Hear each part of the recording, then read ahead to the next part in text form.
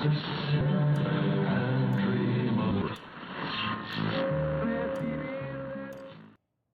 ladies and gents, and all those who walk bewinks the veil. This is your humble host coming to you live through the coils and curtains of this curious contraption we call the wireless. You've tuned into a place where the lights flicker, the clocks tick backwards, and the stories, well, they don't always end the way you'd like them to. Tonight, we will walk together through the shadows and whispers and revealing truths buried beneath the dust of forgotten pages and dim oh Lord have mercy. Lanterns. English is hard today, it seems. So settle in, grab yourself a blanket and a cup of something strong, and whether you do, don't look behind you. Now, to start off today, we are gonna get right into some more hauntings today. I found a couple news stories. So I haven't actually checked these ones out. I didn't actually think about going ahead to actually see what they're about or anything like that. But from the looks of it, they are actually pretty decently long. Some are actually from 2 years ago. And let's just jump right into it. Now, I guess one more thing before we begin. I have noticed that as I publish these broadcasts out to the web and all that, I've noticed that there is some whoopsies with titling the broadcasts, which is just missing. It seems to be missing one, but it's no biggie. I just wanted to make sure everybody knows I know that there is a mishap somewhere. But let's jump right into it now. This is called The Room That Watches, submitted by Marisa D. I've never really believed in ghosts. I've chalked up most stories to drafts, bad wiring, or someone wanting attention. That changed after the summer of 2022. It was last week of July, and I rented a small, cheap cabin out in northern Vermont for some writing. It was one of those old forest lodge that hadn't been updated since the 70s. Shag carpet, yellow lampshades, wood paneling. You know the type. Now, before I continue, that's not bad. That's actually very vintage. It actually looks nice. The listing said it had no Wi-Fi, which was exactly what I wanted. Quiet, no distractions. The first night was peaceful, aside from creaking. Old buildings always settle, so I didn't think much of it. I slept lightly, half listening to the wind of the trees and the ticking of the kitchen clock. But the second night was weird. I'd fallen asleep around midnight. I remember because I checked my phone. I woke up suddenly, heart racing like I'd been startled awake by sound. I lay there in silence for a bit, and then I heard it. It wasn't loud, but just loud enough for me to tell that it sounded like breathing. They were heavy, shallow, like someone with bad lungs or who had been crying for long periods of time. At first I thought maybe it was coming from outside, so I sat up and looked around. There was nothing in the room. The curtains were drawn, the door was locked. I checked the small window by my bed. Nobody. But the breathing still continued.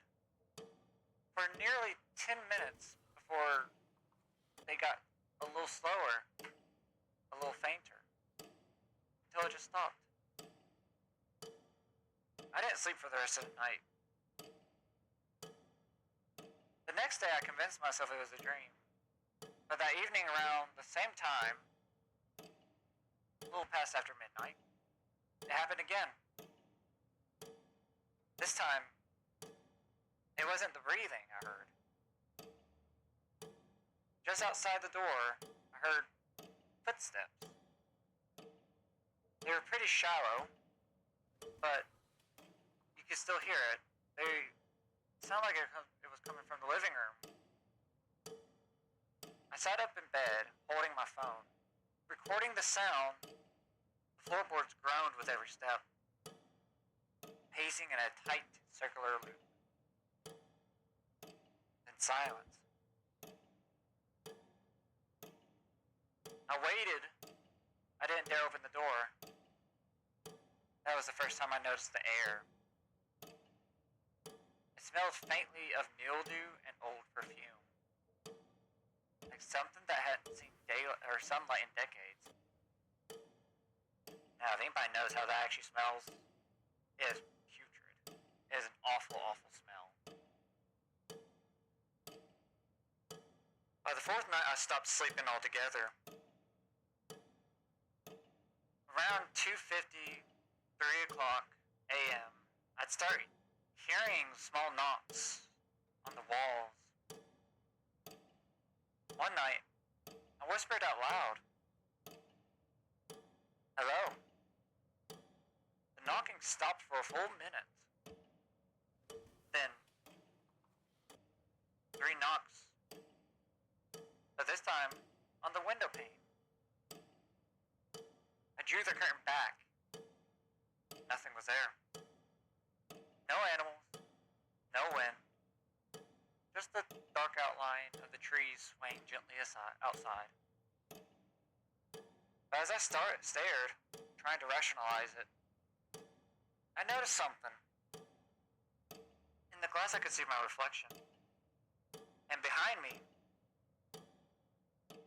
stood a shape. A tall shadow, barely visible, shoulders hunched, head bent forward as if it was listening. No eyes, no features. I turned instantly, but there was nothing there. Just the empty room. That was the last night I stayed, before I left. I went down to the basement to check the breaker box, just in case the power outages were connected. That was the biggest mistake I made. The basement was small, no bigger than a crawl space. Dirt floor, one hanging light bulb. On the far wall, there were deep scratch marks in the concrete. Parallel, human-sized. They were on the ground. A shoe. A child's shoe. Moldy, torn at the edge. I backed out and shut the door, heart pounding. As I turned to go upstairs, something grabbed the bottom of my coat. I turned to see who it was. No one was there. Afterwards, I didn't even pack. I went to my car, and I just drove straight through the night. A week later, I got a message from an Airbnb host. She asked if I had left a hamper on the inside of a bedroom closet door. I told her no. She sent a picture. It was a perfect powder white print, long fingers pressed from the inside.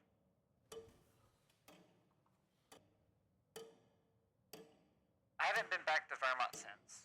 Every now and then, and sometimes, if the room is quiet enough, I can still hear that breathing. I heard that those days I was there. Now, that's the end of that story. And I have to say,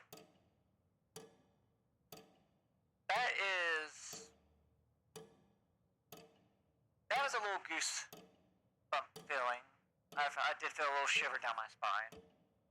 But, just like all creepies in the night, there is those moments where it kind of just makes you question that maybe isolation wasn't the best choice, which I understand some people don't like their technology and all that, which I don't blame them. But you kind of got to think about some of the younger generationals after us, that they can't live without their technology. But who knows? Let's just say, hopefully nobody hears that same breathing tonight. Now then,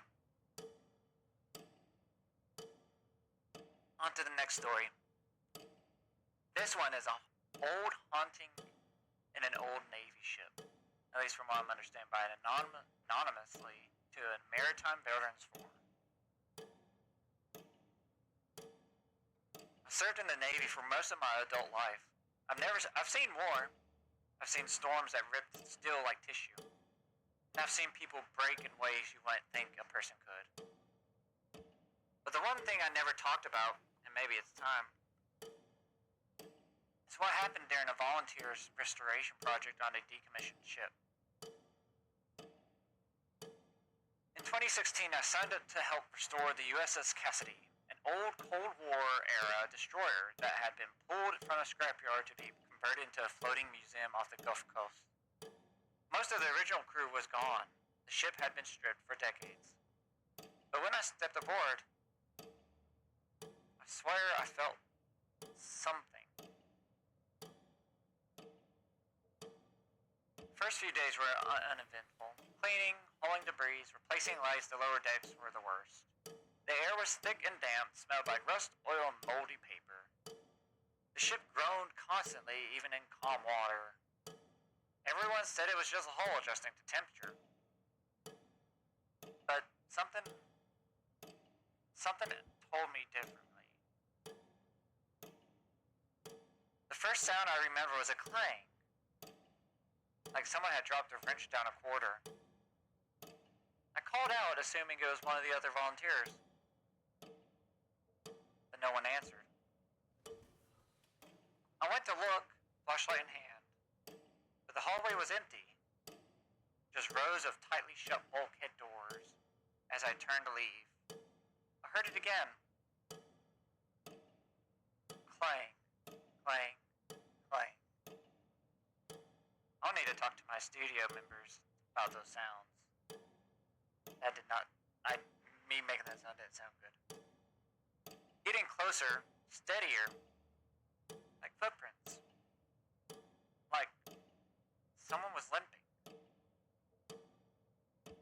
I left that hallway and didn't come back until morning. Which I don't blame you. I would do the same thing. I'd get, especially it being an old maritime warship. You don't know what kind of stuff is on there. They assigned me to Deck 3 for cable tracing. It hadn't been touched in decades. There were signs of water damage, mold, and rust? It looks like, at least. A strange smell like sulfur mixed with brine made my skin crawl. I was pulling conduit covers near the old mess hall when my flashlight flickered, then died. Total darkness. No emergency lights, no natural light. Just darkness. But that's when I heard it. I heard a voice, just down the hall. It wasn't a shout, it wasn't even directed at me. It was more like someone talking to themselves, repeating something. Then came the knocks. 3 sharp raps from inside a locked storage locker. I ran. I tried telling the team. They gave me a blank look and said, "Don't go alone down there. That's funny." Funny? He didn't elaborate. Another guy, Marquise, later told me that he'd seen wet boot prints appear on the deck floor once, leading from the torpedo room to the sick bay. Just appeared step by step while he stood there watching. That night I stayed in my bunk above deck. Sometime around midnight or 1, can't remember. I woke up to the sound of muffled voices. Like a briefing was happening. You could hear some, what sounded like orders were being spoken, but I couldn't tell. I thought maybe someone had an old radio playing. Very ironic. Until I realized the voices were coming from below me, through the still floor. I got out of the bed and laid down to the ground. I pressed my ear to the deck.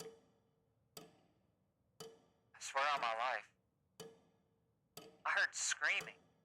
The screaming lasted for 5 minutes. In total silence. I couldn't take it anymore, and on my last day I went to deck 3 one final time. I needed to prove myself it was just my mind. I reached the old medical bay. Unused, forgotten. And on one of the rusted stretchers was a uniform jacket. Dry, folded, and pristine. Sewn into the collar, Lieutenant Henry G. Lowe. Later I looked him up. He died in 1984, crushed during a malfunctioning bulkhead drill on the Cassidy. Never recovered, no body, no remains. Listed as lost in service. But I saw his name again. Later carved faintly into the inside of the air duct panel I opened. I never went back. A few months later, all their volunteers went missing during a storm cleanup. They said he might have fallen overboard. The museum's open now. You can take a tour, even see deck 3 if you ask nicely. Just be careful while you're down there. If you hear footsteps behind you, or someone say your name in a voice that sounds like an old commanding officer, don't turn around. And that's it of that story. That one actually was somewhat creepy because I do find a lot of haunted Navy vessels. I find them pretty creepy just because of how just old they are. It's fascinating also at the same time, and with some of the news I hear from other adventurers and ghost hunters that visit these types of old maritime ships, they have some interesting stories to tell. Anyway, on to the last one for tonight. And this one, again, is submitted to an anonymous paranormal forum in August 2022. And what it's called, They Watched from the Water. I haven't told many people this story, partly because it sounds made up, and partly because even I'm not sure I believe it happened. But it did. I know it did. This took place in the summer of 2019. I had just gone through a bad breakup and needed time away, so I borrowed my cousin's lake house cabin in northern Minnesota. Middle of nowhere, just me, the water, the loons, and my dog Milo. No cell service, no Wi-Fi. Perfect, right? The first few days were normal, quiet, peaceful. I'd take Milo down to the shore in the evenings and sit with a bear, listening to the forest and the soft lapping of water. The first night came around. It started with light. At first, I thought it was the moon breaking through the clouds. The lake had this shimmer to it, kind of pearlescent, like someone had poured oil across the surface. But when I looked up, the moon was hidden behind the thick clouds. No stars. Just that weird silver blue glow coming from somewhere over the lake. I squinted trying to find the source, and that's when I saw them. 3 lights, perfectly round, not beams per se, orbs, pale and steady, hanging in the sky just over the tar a far tree line on the opposite side of the lake. They didn't flicker. They didn't move. They just sat there. Milo growled low and steady, his ears pinned back. I never seen him act like that. I tried to calm him down, but he wouldn't take his eyes off the lights. His whole body was rigid. And then the lights began to shift. They spun around each other slowly at first, like planets orbiting an invisible point. No sound, no wind. Just this unnatural silence. Like everything, even the bugs and animals around, had disappeared. I pulled out my phone to record, but the screen stayed black. Dead. Wouldn't even power on. Then the lights started to drift toward the lake. I don't know how to explain it, but they moved like they knew I was watching them. They reached the surface of the water and descended into it. One by one, they sank into the lake like mist being inhaled. The glow faded and everything went dark. Milo winced once and backed up to the hill toward the cabin. That night I didn't sleep. I couldn't sleep. Because there was a sound. A very faint sound, a buzzing sound. Soft at first, like bees trapped in glass. But it grew louder and louder. I got up and looked out the window.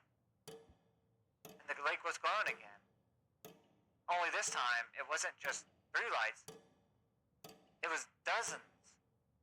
All drifting just below the surface, faintly pulsing like a heartbeat. They weren't coming from the sky anymore. They were coming from the lake.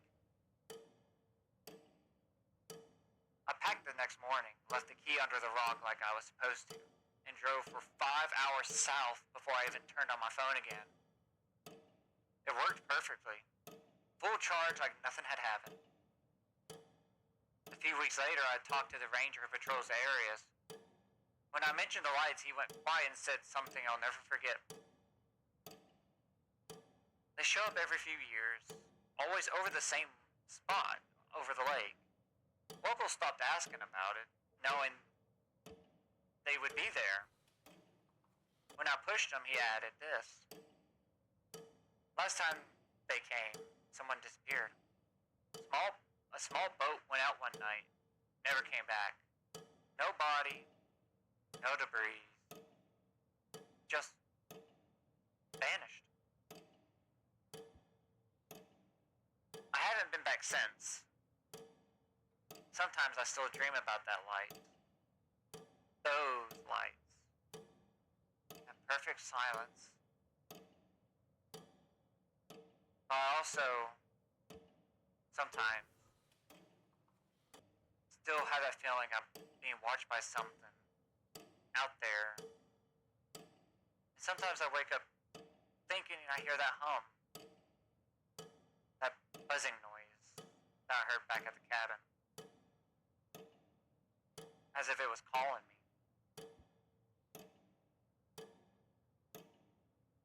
That was the end of that story, folks. Now, my thoughts on that is that there is a phenomenon, and I recall bringing this up a few broadcasts ago about a same story kind of relations a while back, is that there is a phenomenon that I'm not saying these are not what this person's implying, but there is a phenomenon out there that actually causes these orbs of energy to kind of float around after electrical storms. I don't remember exactly what they're called. Someone in the studio could probably tell me. But there is a